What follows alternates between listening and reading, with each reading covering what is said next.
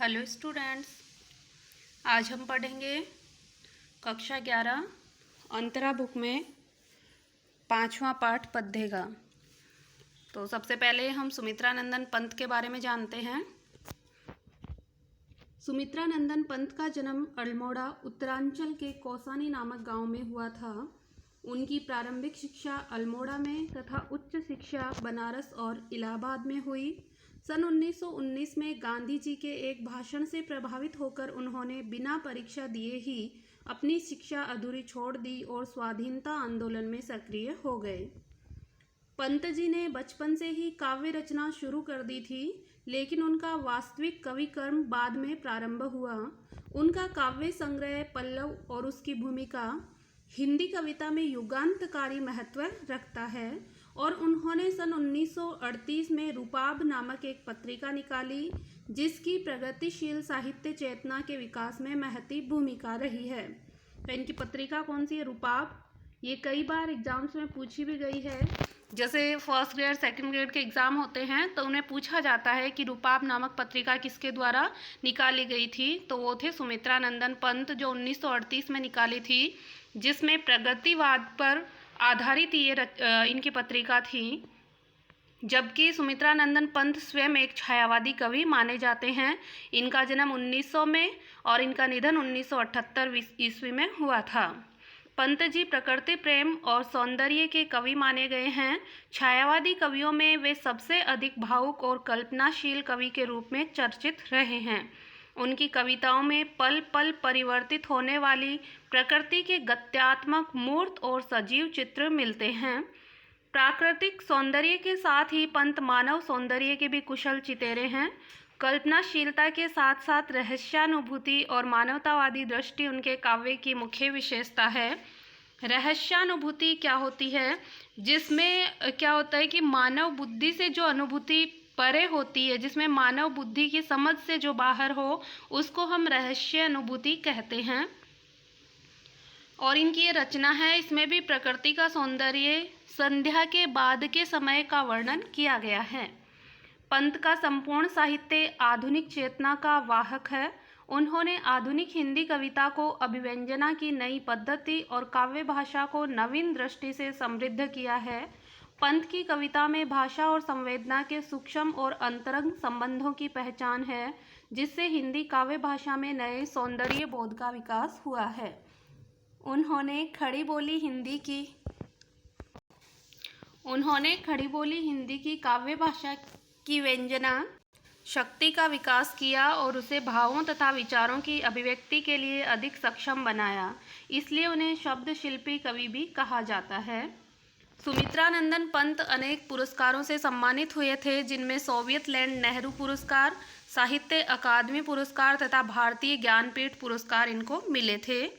पंत जी की महत्वपूर्ण काव्य कृतियाँ कौन सी हैं? वीणा, ग्रंथि, पल्लव, गुंजन, युगांत, युगवाणी, ग्राम्या, स्वर्ण किरण, उत्तरा, कला और बूढ़ा चांद तथा चिदंबरा इनकी प्रमुख काव्य कृतियाँ हैं। पंत जी ने छोटी कविताओं और गीतों के साथ परिवर्तन जैसी लंबी कविता और लोकायतन नामक महाकाव्य की रचना भी की है। हम इस पाठ्यपुस्तक में क्या पढ़ने जा रहे हैं वो देखें। पाठ्यपुस्तक में संकलित कविता संध्या के बाद उनके ग्राम्य संकलन से ली गई है। तो ये संध्या के बाद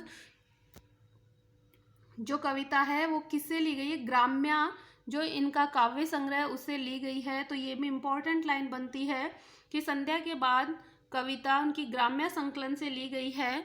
ग्राम्य का मूल स्वर ग्रामीण जनजीवन के विविध सामाजिक यथार्थ से जुड़ता है। इस कविता में ढलती हुई सांझ के समय गांव के वातावरण, जनजीवन और प्रकृति का सुंदर चित्रण हुआ है, जिसमें वृद्धाएं, विधवाएं, खेत से घर लौटते हुए किसान और पशु पक्षियों का चित्रण उल्लेखनीय है। तो आज हम पढ़ते हैं संध्या के बाद कविता बहुत बड़ी है, तो आज हम इसका आधा ही अध्ययन कर पाएंगे और आधा अध्ययन हम अगले वीडियो में करेंगे। संध्या के बाद कविता में जो पहला हमारा पद होगा, उसके अंतर्गत कवि के द्वारा संध्या के समय के बाद ग्रामीण परिवेश की प्राकृतिक शोभा का वर्णन किया गया है। इसमें पक्षी के रूप में संध्या को माना गया है और उसी का वर्णन है। तो देखें, सिमटा पंख सांझ की लाली, जा बैठी अब तरु शिखरों पर। तो इसमें कवि ने सांझ को एक पक्षी माना है। पहले हम शब्दार्थ देखते हैं। सिमटा यानी समेट कर, पंख यानी पंख जो पक्षी के होते हैं, सांझ यानी संध्या के समय की, तरु शिखर यानी वृक्षों की डालियाँ। तो कवि क्या कहता है कि संध्या को एक पक्षी के रूप में चित्रित करते हुए बताता है कि यह संध्या रूपी पक्षी अपने पंखों को समेटकर और लाली के साथ, सांझ की लाली यानी संध्या की लाली के साथ में पेड़ों की जा बैठी अब तरु शिखरों पर, पेड़ों की ऊपरी शिखाओं पर जाकर बैठ गई है। इसका अर्थ हुआ कि संध्या की लाली है, अब वो पेड़ों के ऊपरी शिखरों पर जा चुकी है, अर्थात सूर्य अस्त होने को आ रहा है। ताम्रपर्ण पीपल से शतमुख झरते चंचल स्वर्णिम निर्झर। ताम्रपर्ण पीपल से, ताम्रपर्ण यानी कि तांबे की तरह का रंग पीपल के वृक्ष के बारे में कहा है। शतमुख यानी सैकड़ों मुँह, झरते चंचल स्वर्णिम निर्झर, स्वर्णिम यानी सुनहरे रंग के, निर्झर यानी होता है झरने। इसमें कवि ने बताया है कि तांबे के रंग के पीपल के पत्तों के समान शतमुख यानी सैकड़ों मुख वाले झरते चंचल स्वर्णिम निर्झर, निर्झर यानी झरने हैं, वो झरने सुनहरी धाराओं के रूप में बहते जा रहे हैं। अर्थात जो जब झरनों पर सूर्य की संध्या के समय सूर्य की किरणें जब गिरती है तो पीलापन आ जाता है, तो पीपल के पीले पत्तों के समान ताम्र वर्ण के हो गई हैं और ऐसे लगता है जैसे वो झरने हैं, सुनहरी धाराओं के रूप में बहते दिख रहे हैं। ज्योति स्तंभ सा धस सरिता में सूर्य क्षितिज पर होता ओझल। ज्योति स्तंभ सा, ज्योति स्तंभ, ज्योति यानी होता है प्रकाश का, स्तंभ यानी होता है खंबा सा, सरिता में यानी कि नदी में, सूर्य क्षितिज पर होता ओझल। क्षितिज जहाँ पर सूर्य, जो धरती और आकाश का एक मध्यम जो भाग है उसके बारे में कहा गया है, जहाँ पर सूर्य अस्त होता हुआ दिखाई देता है। ओझल, ओझल यानी आँखों से दूर चले जाना। तो ज्योति स्तंभ सा धस सरिता में अब कवि बता रहा है कि जब क्षितिज पर, सूर्य क्षितिज पर होता हो, जब क्षितिज पर छिपता हुआ सूर्य नदी में जब प्रतिबिंबित होता है तो वो एक खंबे की भांति दिखाई देता है। जैसे कि धस सरिता में जब नदी में सूर्य क्षितिज पर जाता हुआ दिखाई देता है तो ऐसे लगता है जैसे कोई प्रकाश का खंबा दिखाई दे रहा हो। वृद्ध ज्यम विश्लत कैंचुल सा लगता चितकबरा गंगा जल। वृद्ध ज्यम, वृद्ध यानी बहुत बड़ा आकार होता है, ज्यम यानी होता है टेढ़ा या वक्र, विश्लत, विश्लत यानी होता है थका हुआ, कैंचुल सा लगता चितकबरा, चितकबरा जो बड़ा अजगर है उसके बारे में कहा गया है, चितकबरे रंग के अजगर के बारे में।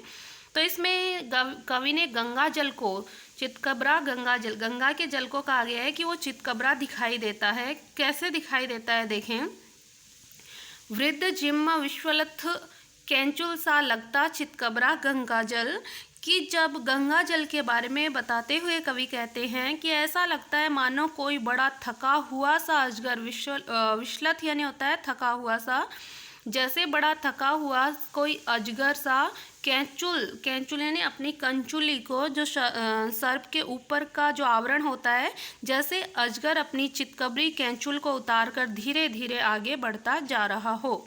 कवि गंगा जल के जल को चितकबरा बताते हुए कहता है कि ऐसा लग रहा है मानो कोई बड़ा थका हुआ सा अजगर अपनी चितकबरी कैंचुल को उतारकर धीरे धीरे आगे की ओर बढ़ रहा है। तो देखिए इसमें ज्योति स्तंभ सा जो शब्द आया है, विश्लत कैंचुल सा, इन दोनों में उपमा अलंकार प्रयुक्त हुआ है और तत्सम शब्दावली है। और जो प्रथम पंक्तियां हैं उनमें जैसे सिमटा पंख सांझ की लाली, जा बैठी अब तरु शिखा पर, तो इसमें मानवीकरण अलंकार का प्रयोग किया गया है। अगला देखें, धूप छाह के रंग की रेती अनिल उर्मियों से सर्पांकित। धूप छाह के रंग की रेती, धूप छाया है यानी धूप और छाया के रंग में रेत यानी मिट्टी, अनिल उर्मियों से सर्पांकित। अनिल, अनिल यानी होता है वायु की, उर्मी यानी होता है किरणें, सर्पांकित यानी सर्प सा अंकित। तो इसमें कवि ने संध्या के बाद में ग्रामीण वातावरण का, ग्रामीण परिवेश का चित्रण किया है। कवि कहता है कि नदी के तट की रेत है, वहाँ पर धूप और छाया के रूप में वो नदी तट की रेत फैली हुई है। धूप छाया के रंग की रेती, कि धूप और छाया के प्रकाश के कारण वहाँ की रेत है वो धूप और छाया से लग रही है। अनिल उर्मियों से सर्पांकित, और जो हवा है, रेती है, वो हवा के चलने के कारण सर्प के रूप में सी अंकित लगने लग गई है।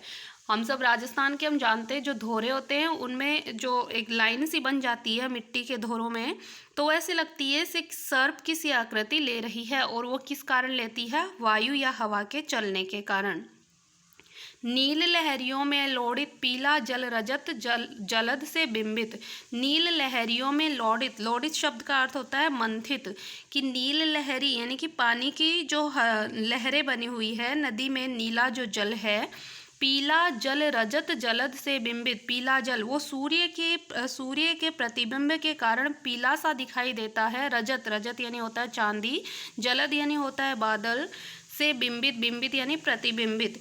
और जो बादल हैं वो सफ़ेद रंग के ऐसे लग रहे हैं जैसे कोई चांदी हो। तो देखें, नील लहरियों में लोडित पीला जल रजत जलद से बिंबित, कि नदी के नीले जल पर सूर्य का प्रतिबिंब पड़ने के कारण वह पीले रंग का दिखाई देने लग जाता है वह जल, तथा उस पर चांदी के समान सफ़ेद बादलों की छटा आ जाती है। सिकता सलील समीर सदा से स्नेह पास में बंधे समुज्वल। सिकता सलील, सिकता यानी जो बालू रेत होती है, मिट्टी होती है। सलील, सलील यानी होता है पानी। समीर यानी होता है हवा। स्नेह पास यानी होता है प्रेम बंधन। समुज्वल यानी होता है उज्ज्वलता के साथ में। तो सिकता सलील समीर सदा से, कि वायु, मिट्टी, वायु और पानी सदा से, हमेशा से ही स्नेह पास में बंधे हुए रहते हैं, यानी प्रेम के बंधन में बंधे हुए रहते हैं। रेत, पानी और हवा सदा से ही आपस में प्रेम के बंधन में बंधे हुए रहते हैं। अनिल पिघलकर सलील, सलील जो गति द्रव खो बन गया लव पल। अनिल, अनिल यानी होता है हवा। पिघलकर सलील, सलील यानी होता है पानी। सलील जो गति द्रव खो, द्रव यानी पानी का, पानी जो द्रव अवस्था है वो खो बन गया लवोपल, लवोपल यानी होता है बर्फ के छोटे टुकड़े। तो अनिल पिघलकर सलील, की हवा पिघलकर पानी बन जाती है। सलील जो गति द्रव खो, और पानी जैसे अपनी गति को, अपने जो द्रव की गति है उसको खो करके बन गया लवोपल, छोटे छोटे बर्फ के टुकड़ों में बन जाता है, अर्थात छोटे छोटे ओले के रूप में आ जाता है। तो हवा तो पिघलकर पानी बन जाती है, और पानी अपनी गति को खोते हुए छोटे ओले के रूप में आ जाता है। तो इस प्रकार से कवि ने इसमें प्रकृति का सुंदर चित्रण प्रस्तुत किया है, और इसमें प्रकृति के बारे में बताया गया है। हवा, पानी और वायु तीनों के बारे में बताया गया है। तत्सम प्रधान शब्दावली का प्रयोग किया गया है। शंख घंट बजते मंदिर में, लहरों में होता लय कंपन। शंख घट बजते मंदिरों में, इसमें आगे कवि ने मंदिर के बारे में बताया। संध्या के समय ग्रामीण मंदिरों के दृश्य का वर्णन कवि के द्वारा किया गया है, कि शंख घट बजते मंदिरों में, जब संध्या के समय आरती होती है तो नदी तट पर स्थित मंदिर में आरती होने की तैयारी होने पर शंख और घंटे बजने लग जाते हैं। लहरों में होता लय कंपन, तो उस समय नदी की लहरों में भी कंपन सा हो जाता है, अर्थात इतनी जोर से शंख और घंटे बजने लगते हैं, मंदिर में आरती होने लगती है कि नदी की लहरों में भी कंपन होने लग जाता है। दीप शिखा सा ज्वलित कलश, और जो कलश है, कलश क्या, जो मंदिर के ऊपर का जो गुंबद होता है उसके बारे में कहा गया है, मंदिर के शिखर के बारे में।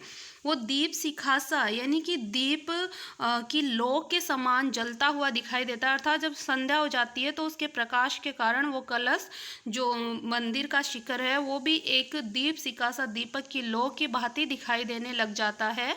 नभ में उठकर करता निराजन, निराजन यानी होता है आरती। तो ऐसे लगता है वो जो मंदिर का ऊपर का शिखर है वो भी आकाश में उठ चुका है और ईश्वर की आरती कर रहा है। तट पर बगुलों सी वृद्धाएं विधवाएं जप ध्यान में मग्न।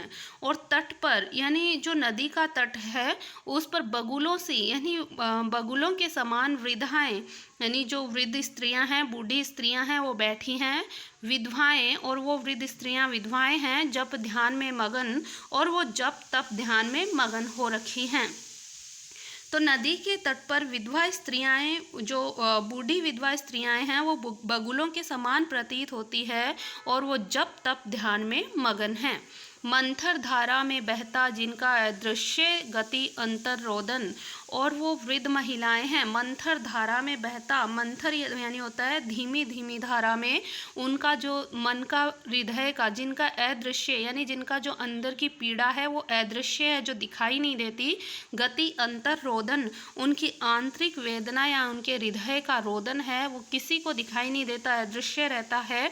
वो अंतर रोदन है, वो भी नदी की धारा में घुल मिल जाता है।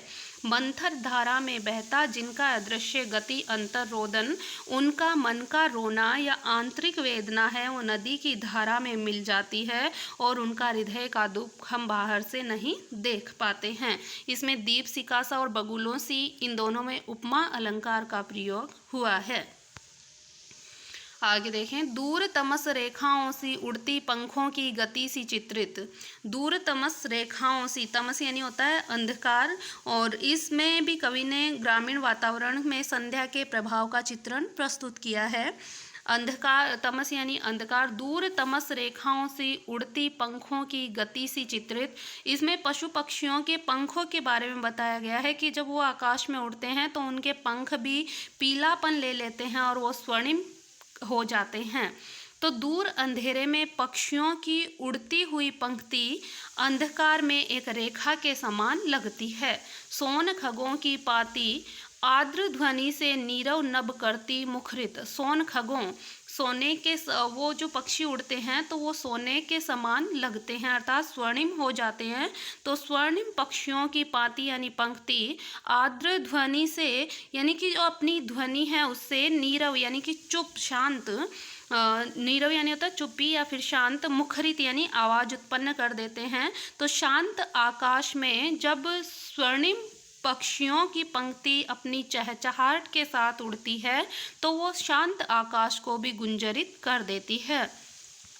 स्वर्ण चूर्ण सी उड़ती गौरज किरणों की बादल सी जलकर, और स्वर्ण चूर्ण सी, स्वर्ण यानी सोने के चूर्ण के समान उड़ती हुई गौरज, गौरज यानी गायों के चलने से उड़ने वाली धूल, किरणों की बादल सी जलकर, ऐसे लगता है जैसे सूर्य की किरणें हैं वो जल चुकी हैं। तो संध्या के समय जब गायें घर की ओर लौटती है तो उनके खुरों से जो धूल उड़ती है वह सूर्य के अरुण प्रकाश के समान सुनहरी हो जाती है और ऐसा लगता है कि बादल की किरणें ही जल चुकी हो। सनन तीर सा जाता नभ में ज्योतित पंखों कंठों का स्वर। सनन यानी सनसनाता हुआ, तीर सा जाता नभ में ज्योतित पंखों कंठों का स्वर। ज्योतित यानी स्वर्णिम, पंखों यानी पंखों के, और कंठों का स्वर यानी कि कंठों का जो पक्षी आकाश में उड़ रहे हैं उनके कंठों की ध्वनि के बारे में बताया गया है। जब आकाश में पक्षियों का तेज स्वर और पंखों की फड़फड़ाहट, ज्योतित पंखों यानी स्वर्णिम पंखों की फड़फड़ाहट की ध्वनि आती है तो ऐसे लगता है कोई सनसनाता हुआ तीर आकाश से निकल गया हो। सनसन तीर सा जाता नभ में, सनसनाता हुआ तीर सा आकाश में जाता हुआ दिखाई देता है। कब? जब ज्योतित पंखों कंठों का स्वर, जब उड़ते हुए पक्षियों के पंखों का और उनके कंठों का स्वर ध्वनि जब एक साथ गूंजती है तो ऐसा लगता है कोई तीर आकाश में सनसनाता हुआ जा रहा हो। लोटे खग गायें घर लोटी, लोटे कृषक श्रांत श्लथ डग भर। लोटे खग की पक्षी हैं, उसमें अब भी ग्रामीण परिवेश के बारे में बताया गया है। संध्या के समय कवि बता रहा है कि संध्या के समय पक्षी और गायें अपने घर को लौट आई हैं। लोटे खग, खग यानी पक्षी, पक्षी और गायें अपने घर को लौट आई हैं। लोटे कृषक श्रांत श्लथ डग भर, डग धर। लोटे कृषक, कृषक यानी किसान, श्रांत यानी होता है थके हुए, श्लथ यानी शिथिल, और डग यानी होता है कदम या अपने पाँवों को। तो पक्षी और गायें अपने घर को लौट कर आ चुकी है और किसान भी सारे दिन परिश्रम करके हारे थके कदमों से अपने घर की ओर लौट रहे हैं। छिपे ग्रहों में म्लान चराचर छाया भी हो गई अगोचर। छिपे ग्रहों यानी घरों में, म्लान यानी होता है मलिन, चराचर यानी जड़ और चेतन, छाया भी हो गई अगोचर, अगोचर यानी होता है अदृश्य, कि वे सभी अपने अपने घरों में छिप गए हैं। छिपे ग्रहों में वो अपने अपने घरों में जाकर छिप गए हैं। म्लान चराचर और जड़ और चेतन में चारों ओर केवल अंधकार ही अंधकार है। उस अंधकार में छाया भी हो गई अगोचर, उस अंधकार में छाया तक भी दिखाई नहीं दे रही है। कि पक्षी, गायें और कृषक तीनों अपने घरों में इस प्रकार से छिप गए हैं। जड़ और चेतन सारी वस्तुएं छिपी हुई लग रही है और उस अंधकार में अब किसी की छाया भी दिखाई नहीं दे रही। लौट पैंठ से व्यापारी भी जाते घर उस पार नाव पर। लौट पैंठ से, पैंठ क्या होता है? गांव में जो साप्ताहिक बाजार लगता है जहां पर व्यापारी अपनी वस्तुओं को बेचने के लिए आते हैं। लौट पैंठ से व्यापारी भी, अब व्यापारी हैं वो भी गांव की पैंठ या बाजार से लौट चुके हैं। जाते घर अपने घर की ओर जा रहे हैं उस पार नाव पर। और वो कैसे जा रहे हैं? नावों पर बैठकर नदी के उस पार अपने अपने घरों की ओर लौट रहे हैं। अब व्यापारी भी गांव के बाजार से नावों पर बैठकर नदी के उस पार अपने घरों की ओर जा रहे हैं। ऊँटों घोड़ों के संग बैठे खाली बोरों पर हुक्का भर। और वो ऊँट और घोड़ों के साथ खाली बोरे, अर्थात उन्होंने व्यापार में अपने बोरों को खाली कर चुका है तो खाली बोरों पर बैठकर वो हुक्का पी रहे हैं, अर्थात अपनी मस्ती में मस्त हो रहे हैं। ऊँटों और घोड़ों के साथ बैठकर खाली बोरों पर बैठे हुए हुक्का पी रहे हैं। इसमें तत्सम प्रधान शब्दावली का प्रयोग किया गया है। छाया भी हो गई अगोचर, यहाँ पर मानवीकरण अलंकार प्रयुक्त हुआ है और ग्रामीण परिवेश का सुंदर चित्र कवि के द्वारा उकेरा गया है। आगे के बाकी बची हुई कविता हम अगले वीडियो में पढ़ेंगे। तब तक के लिए थैंक यू।